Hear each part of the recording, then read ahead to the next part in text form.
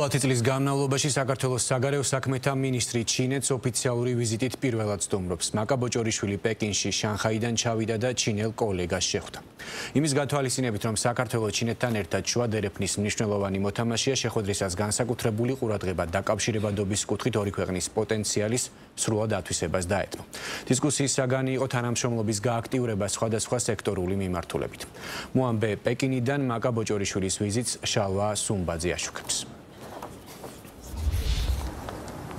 საქართველოს საგარეო საქმეთა მინისტრი ჩინეთის დედაქალაქში პირდაპირ შანხაიდან ჩამოფრინდა. მან ოფიციალური მიწვევა საგარეო საქმეთა მინისტრისგან ჩინეთის მიიღო, რის შემდეგაც უკვე ჩაინიშნა ოფიციალური შეხვედრაზე ბუნებრივია ორ ქვეყანას შორის ეკონომიკურ და პოლიტიკურ თანამშრომლობაზე გამახველდა ყურადღება. ჩინეთის მხარე აღნიშნავდა, რომ ისინი მათ დაამტკიცეს სულ ახლახან 5 წლიანი გეგმა, რომელიც გულისხმობს, რომ მათი სავაჭრო პოლიტიკა და ეკონომიკები იქნება კიდევ უფრო გახსნილი, რაც ბუნებრივია ყველა ქვეყანას და მათ შორის საქართველოს აძლევს ახალი კავშირების, ახალი სავაჭრო ურთიერთობების დამყარების შესაძლებლობას. ბუნებრივია სავაჭრო ბრუნვის ზრდა იყო ერთ-ერთი მნიშვნელოვანი საკითხი და ამ მიმართულებით საქართველოს მხრიდან გადადგმული ნაბიჯები ყურადღების მიღმა არ დარჩენილა. შუადერეფნის საკითხით იქიდან გამომდინარე, რომ როგორც ჩინეთი, ასევე საქართველოს მნიშვნელოვანი რგოლი არიან ამ შუადერეფნის, ვინაიდან აზიიდან ევროპაში მიმავალი ტვირთები სწორედ საქართველოს გავლით ხდება შუადერეფნის ნაწილს თუ გავითვალისწინებთ ამ მიმართულებით, როგორც შანხაიში, ასევე დღევანდელ შეხვედრაზე ბუნებრივია ყურადღება გამახვილდა იმ ინფრასტრუქტურულ პროექტებზე, რომელიც ხორციელდება საქართველოში, მათ შორის ამ სავაჭრო ურთიერთობების განვითარების კუთხით. ჩვენ ორ ქვეყანას შორის ჩამოვაყალიბეთ ორმხრივი ნდობა, ორმხრივი პატივისცემა, ხელს უწყობთ ორმხრივი ურთიერთობების მტკიცე განვითარებას. ორმხრივად სარგებლიანი თანამშრომლობა გვაქვს სხვადასხვა სფეროში. საქართველოს პრემიერ-მინისტრისა და ჩვენი პრემიერის ლიციანი შეხვედრა ნაყოფიერი იყო. ხელი მოეწერა თანამშრომლობის დოკუმენტს, რაც მოსალოდსია. ვფიქრობ, თქვენი პრემიერ-მინისტრის ვიზიტი ხელს შეუწყობს ჩვენს თანამშრომლობას სხვადასხვა სექტორში. მზად ვართ ვიმუშაოთ ჩვენს ქართველ მეგობრებთან სტრატეგიული ორმხრივი ნდობის კონსოლიდირებისა და ღრმა და აზრიანი თანამშრომლობისთვის, რომ საქართველოსა და ჩინეთს გქონდეთ ნაყოფიერი თანამშრომლობა. მზად ვართ საქართველოს გაუზიაროთ განვითარების შესაძლებლობები. მადლობას გიხდით ჩემი ოფიციალურად მოწვევისთვის. ეს ჩემი პირველი ვიზიტია პეკინში და დიდი პატივია თქვენთან შეხვედრა. ამ კვირას ჩინეთის სტუმართმოყვარეობით ვისიამოვნეთ.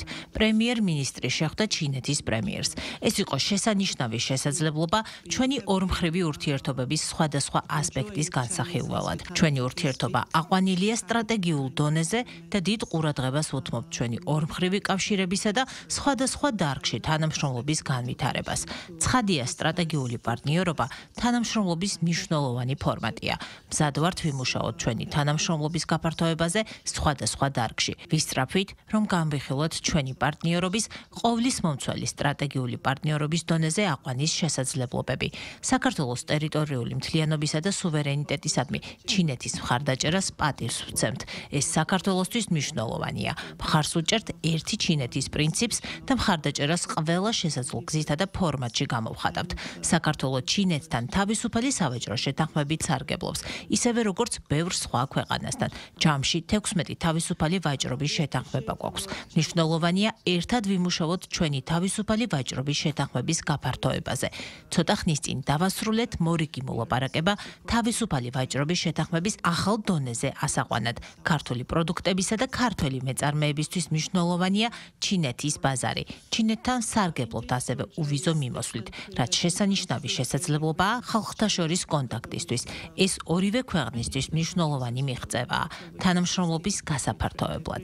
იმედი გვაქვს მეტი პირდაპირი ფრენა გვექნება, მეტი დაკავშირებულობისთვის ორ ქვეყანასა და ორ საზოგადოებას შორის. მზად ვართ ერთად ვიმუშაოთ სხვადასხვა დარგში თანამშრომლობის მიზნით, მათ შორის განათლებისა თუ კულტურის მიმართულებით. მრავალი შესაძლებლობა არსებობს.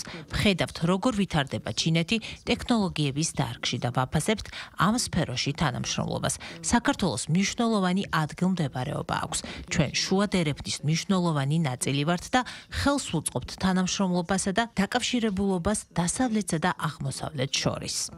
ოფიციალური განცხადებების შემდეგ, რომელიც ორი ქვეყნის საგარეო საქმეთა მინისტრებმა გააკეთეს, მაკა ბოჭორიშვილმა მედიასთან უკვე შეაჯამა მთლიანად როგორც დღევანდელი შეხვედრა, ასევე საერთოდ ვიზიტი ჩინეთში და აღნიშნა, რომ ეს იყო ერთ-ერთი ყველაზე დატვირთული ვიზიტი, რომელზეც საქართველოსთვის მნიშვნელოვან საკითხებზე მოხდა მსჯელობა და გარკვეული შეთანხმებების გაფორმება. ამ შემთხვევაშიც ხაზი ბუნებრივია გაესვა სავაჭრო ურთიერთობებს და ეკონომიკურ კავშირებს, ასევე ხაზი გაესვა იმ გაფორმებულ ხელშეკრულებებს, რომელმაც უნდა განავითაროს საქართველოდან ჩინეთის მიმართულებით ექსპორტი და წაახალისოს ტვირთბრუნვის და ტურიზმის ნაკადის ზრდა. ვისაუბრეთ პოლიტიკურ ჭრილში ჩვენი ურთიერთობების გაძლიერებაზე. კიდევ ერთხელ ხაზი გაესვა, რომ საქართველო არის მშვიდობის კენსტრაფი ქვეყანა. ჩვენთვის მნიშვნელოვანია ჩვენს რეგიონში იყოს უსაფრთხოების გარემო უზრუნველყოფილი. რა თქმა უნდა, საუბარი შეეხო ასევე რეგიონულ თანამშრომლობას, რეგიონის ქვეყნებთან, აზერბაიჯანთან, სომხეთთან, ბოლო პერიოდში სამხრეთ კავკასიაში არსებულ განვითარებებზე ვისაუბრეთ და რა თქმა უნდა, ამ ჭრილში რეგიონული თანამშრომლობის ძლიერების შესაძლებლობებზე და ზოგადად შუადერეფანში სამხრეთ კავკასიის როლზე, რაც ასევე მოიცავს ჩინეთთან თანამშრომლობას. შეიძლება ითქვას, რომ როგორც საქართველოს დელეგაციის ვიზიტი, ასევე საგარეო საქმეთა მინისტრის ოფიციალური ვიზიტი ამ დროისთვის არის დასრულებული, თუმცა საქართველო კვლავაც არის ამ დღეების განმავლობაში იქნება ჩინეთის საერთაშორისო იმპორტის გამოფენის მონაწილე, სადაც საქართველო არის სპეციალური სტუმრის სტატუსით წარმოდგენილი და ამ შემთხვევაში 40-მდე კომპანიას სხვადასხვა სტენდებზე შესაძლებლობა აქვს, რომ საკუთარი პროდუქტები გააცნონ 150 ქვეყნიდან ჩამოსულ 200,000-მდე ვიზიტორს, რაც შემდგომში ადგილობრივი ექსპორტის განვითარების მიმართულებით მნიშვნელოვანი წინგადადგმული ნაბიჯი შეიძლება იყოს, როგორც იცით, ჩინეთი ადგილობრივ ექსპორტში არის რიგით მესამე სავაჭრო პარტნიორი.